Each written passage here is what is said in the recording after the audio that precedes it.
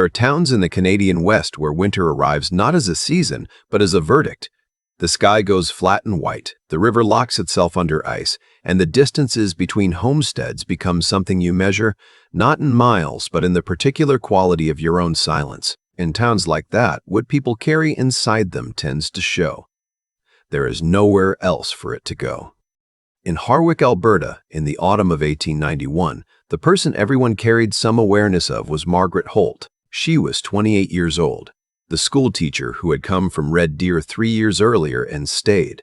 The way certain people stay in certain places, not because circumstances trap them, but because something in the landscape said, here. She had dark hair she wore in a practical knot, a way of listening that made people feel their words mattered, and a dry, unhurried humor that surprised people who had first read her as simply serious. She was warm without performing warmth. She was capable in the specific way of women who have never been offered the option of being otherwise. Every eligible man in the Harwick district had, at some point, considered the question of Margaret Holt.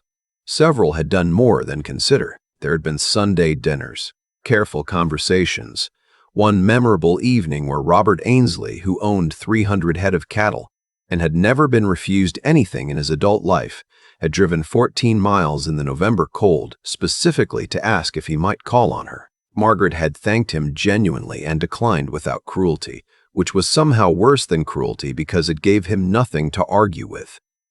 People in town had theories. She was still grieving something from before she came. She had standards no man in the district could meet. She was simply one of those women, content in herself, uninterested in the particular negotiations of marriage. None of them were right.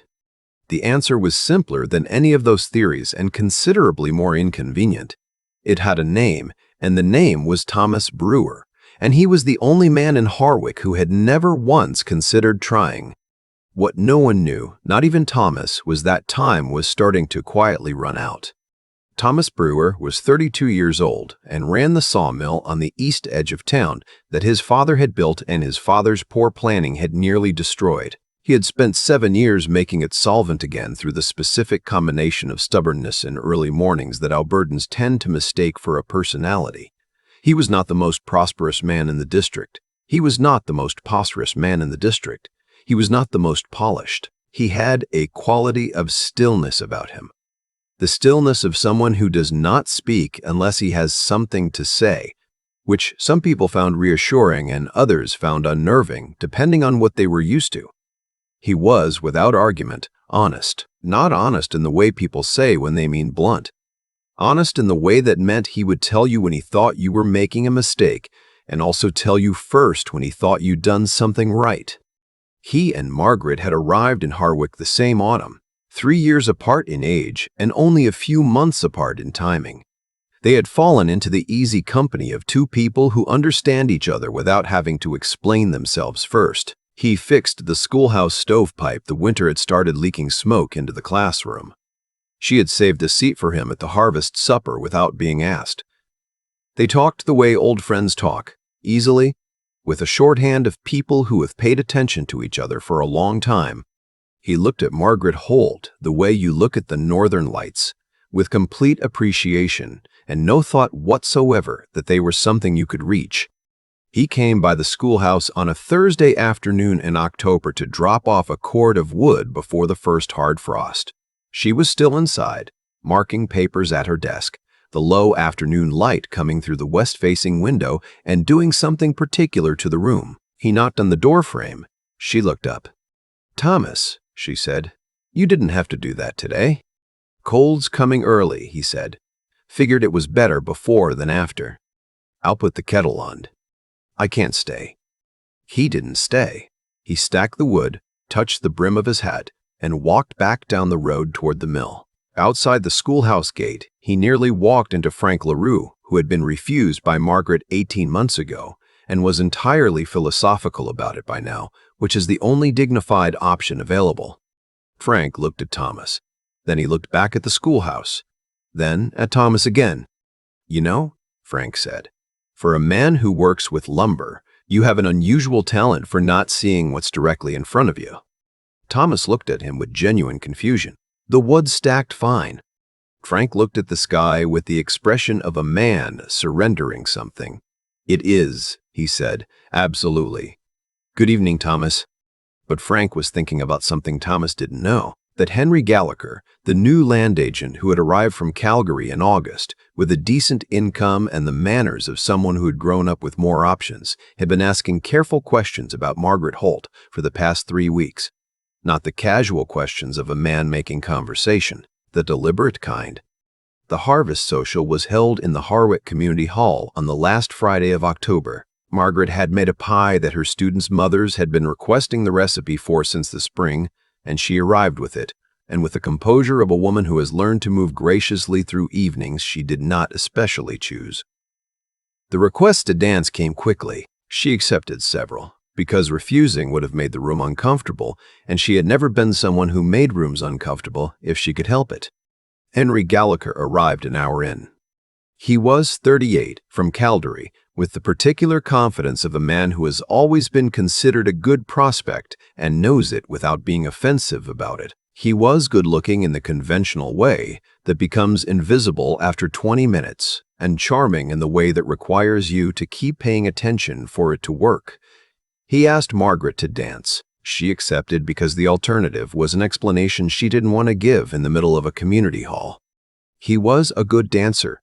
He was also watching her with the considered attention of a man who has already made up his mind and is simply enjoying the confirmation.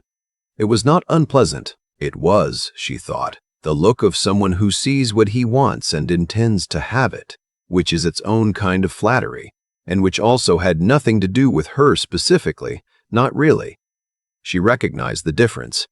Across the room, Thomas arrived late, still with the particular quietness of someone whose day started at 5 in the morning and whose social energy is genuine but limited. He got himself a cup of something warm and leaned against the back wall in the comfortable way of a man happy to watch other people enjoy themselves.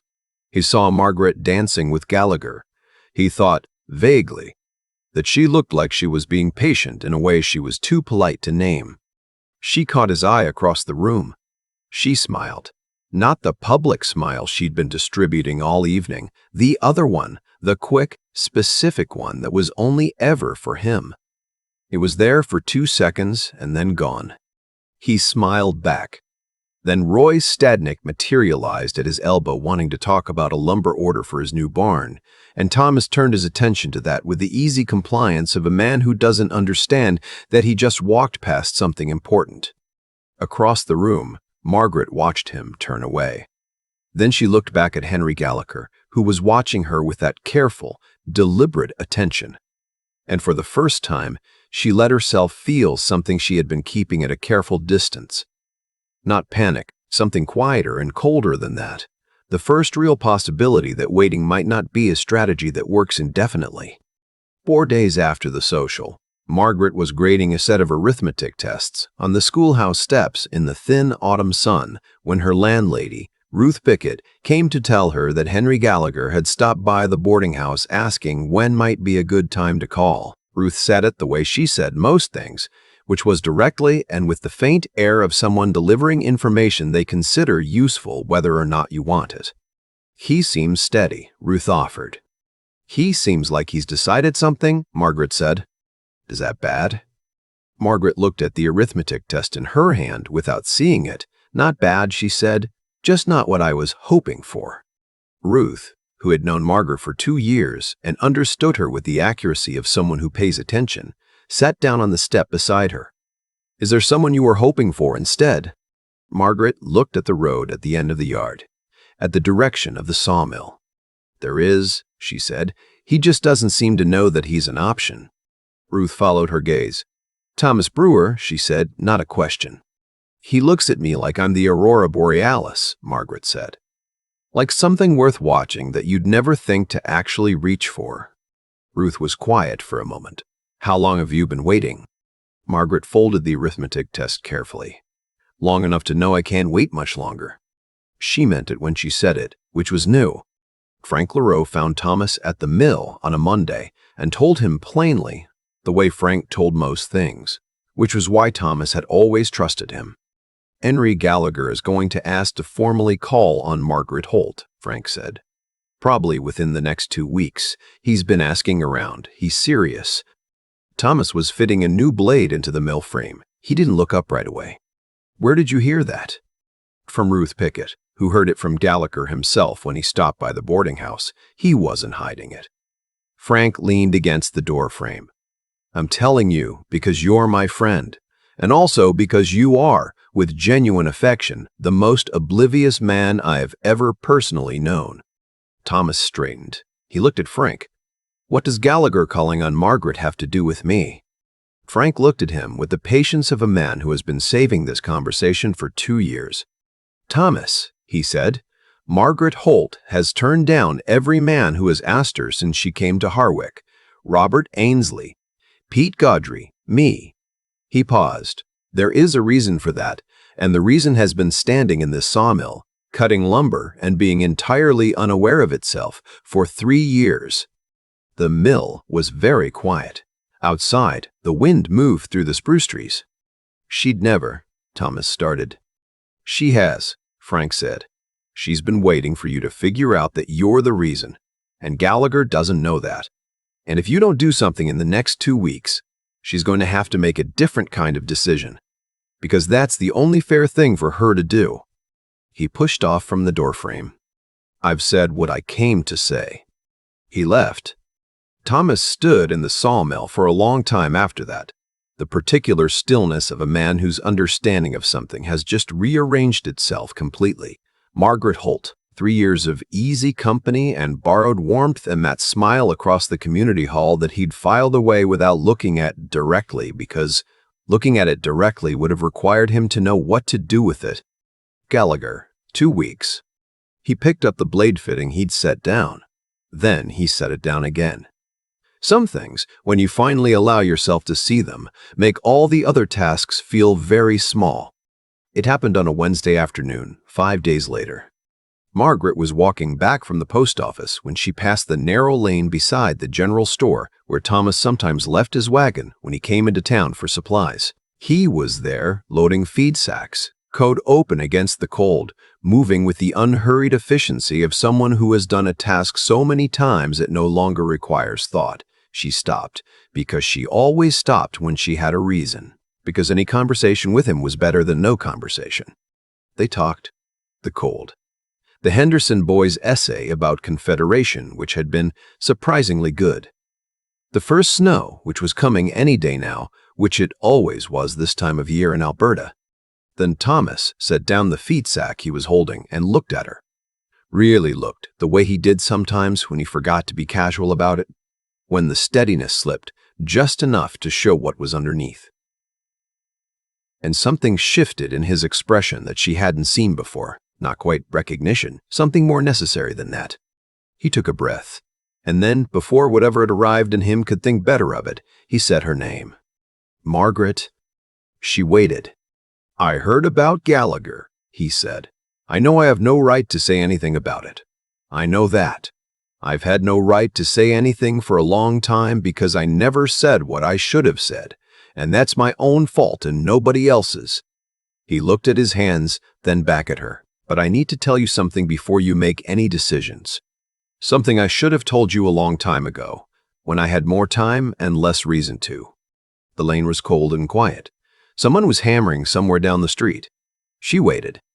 I love you, he said, simply, without preparation or poetry or anything to hide behind. I think I have since the second winter when you kept a lamp on in the schoolhouse until I finished fixing the stovepipe, and you had tea waiting, and you didn't make it into anything, you just handed it to me like it was obvious, like I was someone worth keeping warm.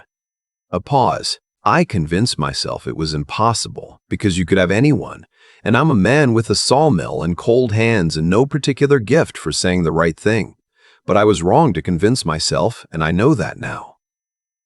He looked at her. I couldn't let Gallagher be the reason you stopped waiting for something that was real. I couldn't let you think nobody had seen you. Because I see you, Margaret. I was just slow to understand what I was supposed to do about it. The wind moved down the lane between them. Margaret Holt looked at Thomas Brewer for a long moment. He was not polished. He was not Henry Gallagher, with his Calgary manners and his deliberate attention. He was standing in an alley with feed dust on his coat and his hat in his hands, and the specific expression of a man who has put down every form of self-protection he owns. She took one step closer. "Thomas," she said, quietly enough that only he could hear it, "I've been keeping something for you since the first winter. I was starting to think you'd never come to collect it." She held his gaze long enough for that to land properly. "Don't make me wait anymore," she said. "I'm not as patient as I used to be." And Thomas Brewer, who had spent 3 years convinced that the Northern Lights were not something a person could actually reach, took a step forward. "Before we go on, I want to know, where are you listening from today? Drop your town and province in the comments. It matters to me more than you know to see how far these stories travel. Now, let's go back. Because Thomas Brewer still has something he needs to do properly. He went to the boarding house the next morning. Good shirt, combed hair, the particular expression of a man who made a decision the evening before and arrived the next day already certain of it. Ruth Beckett opened the door, looked at him, looked at the shirt, and understood the situation entirely without being told. "She's in the sitting room," Ruth said. "I'll find something to do in the kitchen." Margaret was sitting by the window with a book she was not reading. She looked up when Thomas came in, and the careful patience she had been carrying for 2 years was simply gone from her face. In its place was something clearer. Something that had been waiting a long time to stop waiting. "I'd like to come calling on you properly," Thomas said. "Starting now, if you'll have me." From the kitchen came the extremely deliberate sound of Ruth Pickett boiling a kettle that did not need boiling. "You know," Margaret said, "most men who come calling manage to arrive without feed dust on their left sleeve." Thomas looked at his sleeve. "I'll do better tomorrow." "Is there going to be a tomorrow?" "Everyone I've got," he said, "for as long as you'll let me." She looked at him for a moment more. Then she set the book down, face up, pages open, without marking her place. "Some things are worth losing your page for." "Then you should probably sit down," she said. "You came a long way to stand in my doorway." What followed was the most thoroughly discussed courtship in Harwick's recent memory, which is saying something in a town where the winters are long and conversation is one of the primary industries. He brought her the first proper snowfall of the season gathered in a jar, which Ruth declared both impractical and exactly right. He came to Sunday dinner at the boarding house and ate Ruth Pickett's pot roast with the relieved gratitude of a man who has been feeding himself for too long. Margaret sat across from him, and they talked the way they always had, easily, with the particular humor that had always moved between them. Except now neither of them was pretending it was merely friendship. On a Sunday in November, they walked the ridge above the river valley, where on a clear day you could see the mountains to the west, blue and enormous and permanent in the way mountains always are when the air is cold enough to sharpen everything. They sat on a deadfall log in the thin winter sun and talked about real things. "Why me?" he said eventually. It wasn't quite a question. It was the kind of thing you say when you're still slightly amazed and a little afraid you've misunderstood something. "Because you never performed anything," she said. She looked at the valley below. "Every other man who came around was showing me something. His land, his income, his prospects, his idea of who I should be impressed by. You showed up the same every time. Yourself. Just yourself." She paused. "I always knew exactly who you was. That's not as common as people assume." He was quiet for a while. "Gallagher's a decent man," he said. "He is. You could have." "Thomas." She turned to look at him directly, with the patience of a woman who has said some version of this once already and would prefer not to repeat it. "I waited for you. Not because I had no other choice. Because you were the only choice that made sense." A pause. "I'd appreciate it if you didn't make me explain that a second time." He looked at her, at this woman who had kept something quietly for 2 years and offered it to him without conditions the moment he finally showed up. And he felt the particular gratitude of a man who has understood, clearly and completely, how close things came to going differently. The valley was white below them. The mountains were doing what they always do. and something that had been patient for a very long time sat down beside him on that deadfall log and stopped being patient because it didn't need to be anymore. He asked her on a December evening outside the boarding house after the church Christmas concert, with his grandmother's ring in his coat pocket and 3 weeks of careful deliberation behind him. It was cold enough that their breath showed, and the snow on the ground was the dry, pressed kind that squeaks when you walk on it. He stopped her on the front path and turned to face her. "Margaret," he said, "I need to say something plainly, because I've been unclear long enough and you've been generous enough not to hold it against me, and you deserve better than unclear." She waited, those eyes of hers steady and direct in the blue December evening. "I love you," he said. "I loved you before I knew what to call it, and I know it clearly now, the way I know the things I'm most certain about. I want to marry you.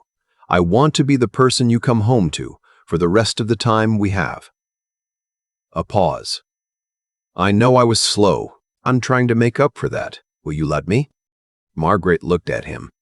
"Thomas Brewer," she said, "that is not quite the most romantic proposal a woman has ever received in the history of the Canadian West. I know. You could have at least waited until we were inside where it's warm." "I thought about that," he said, "but then I thought I'd spend enough time thinking about things instead of doing them." The cold wind moved down the street. A horse somewhere stomped against the frost. "Then, yes," she said, simply, finally, the word that had been ready for 2 years. He put the ring on her finger on the front path in the December dark, and she held her hand out to look at it in the light from the boarding house window. It fit as though it had been made for her, which is either luck or the particular grace that sometimes comes to people who have waited the right amount of time for the right thing. They married in March, when the snow was still on the ground, but the light had started its long return, the way Alberta light comes back in late winter, slowly at first and then all at once. The Herrick Community Hall was full. Half the town had, at various points, either hoped for or predicted this outcome and considered themselves entitled to attend the conclusion. Frank LaRue, in the second row, was seen to be unusually bright-eyed for a man who regularly claimed complete indifference to other people's romantic arrangements. Ruth Bickett cried at the appropriate moment, and several inappropriate ones. Margaret wore her mother's brooch on her collar and walked down the aisle with the unhurried certainty of a woman arriving somewhere she has always been pointed. Thomas stood at the front and watched her come and understood, with the clarity that sometimes arrives too late and sometimes arrives just exactly in time, how close all of this had come to not happening, how a man can spend years next to something extraordinary and simply fail to register it. How Frank's conversation in the mill doorway might have happened a month later.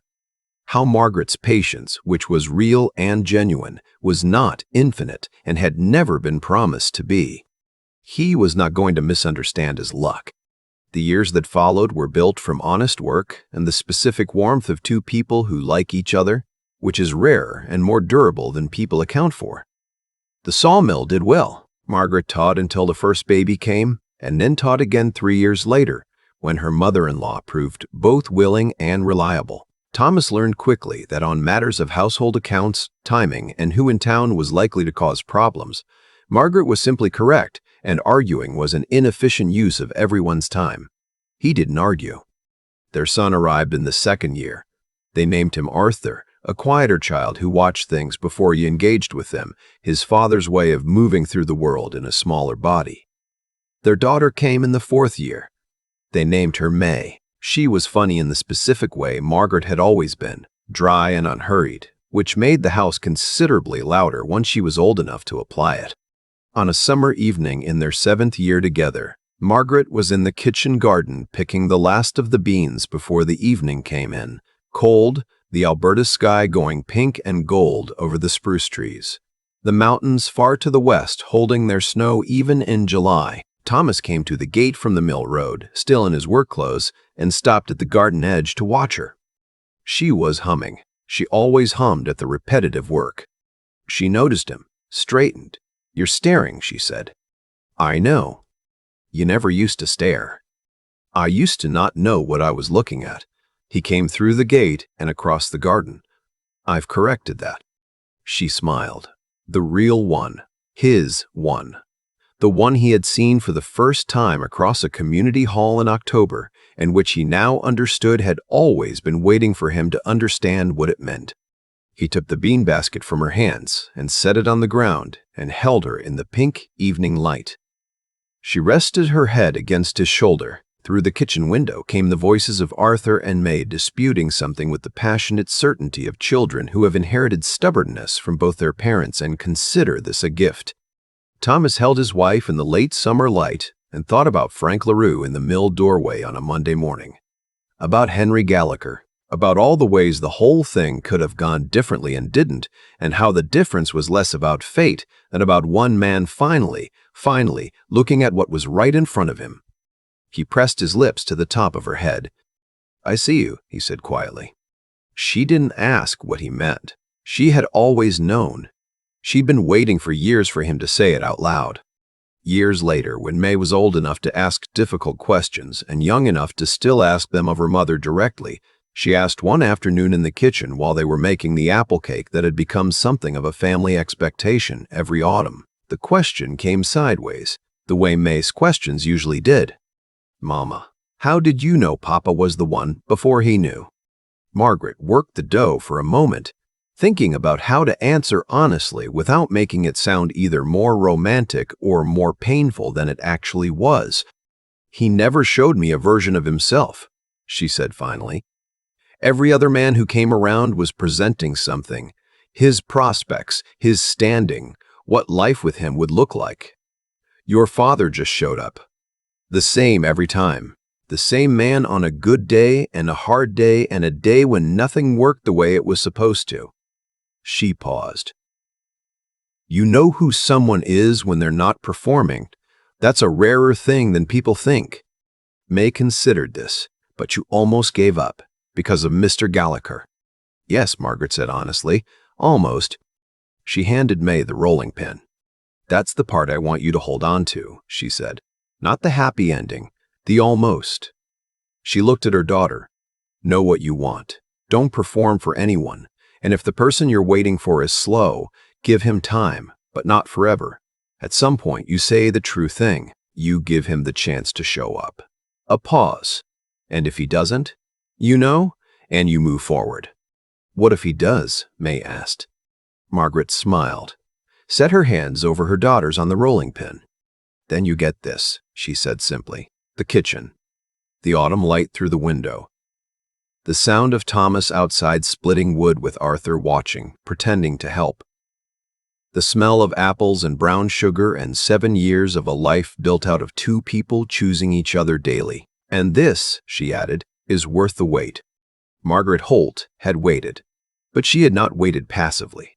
She had lived fully and shown up every day as exactly herself, without shrinking, without adjusting herself into someone more convenient. And when the moment came, when she understood with sudden cold clarity that time was not on her side, she said the true thing on a cold lane in October and walked away without holding her breath for his answer. That is not a small thing. It took more nerve than anything Thomas did. And Thomas. Thomas is not a villain. He is something more recognizable and perhaps more useful to consider. A man so persuaded that something wonderful was beyond his reach that he never once reached. Until Frank LaRue walked into his sawmill on a Monday with an inconvenient piece of information and a look of someone who has been waiting a long time to deliver it. Sometimes that's what it takes. Not the presence of love. They both had that already. But the understanding that love, like the Alberta light in winter, does not wait indefinitely. Eventually, it comes back. But only if you're paying attention when it does. They chose each other at the last reasonable moment, but still in time. That's the part worth carrying. Thank you for being here today, wherever you are. Until next time.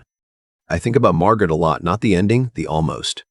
There's a moment in her story that stays with me, and it's not the proposal on the December path, or even the quiet, "I see you" years later in the summer garden. It's the afternoon she sat on the boarding house steps with Ruth and said, out loud for the first time, that she couldn't wait much longer.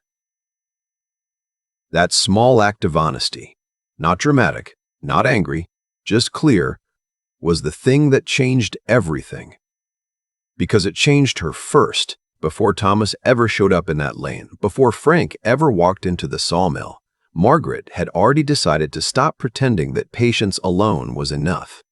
I think that's what people miss when they hear a story like this and call it romantic. The romance is real, but what made it possible was something quieter. Margaret had the integrity to know what she wanted and refused to pretend otherwise, even when pretending would have been easier. She didn't perform contentment. She didn't accept Robert Ainsley or Henry Gallagher to make her situation more comfortable. She held to something true inside herself, even when holding to it cost her. Even when it started to look like it might cost her everything. That kind of honesty with yourself about what you actually want, what you actually value, what you're actually willing to accept, that's not romantic idealism. That's a form of moral seriousness that most of us find genuinely difficult. And Thomas.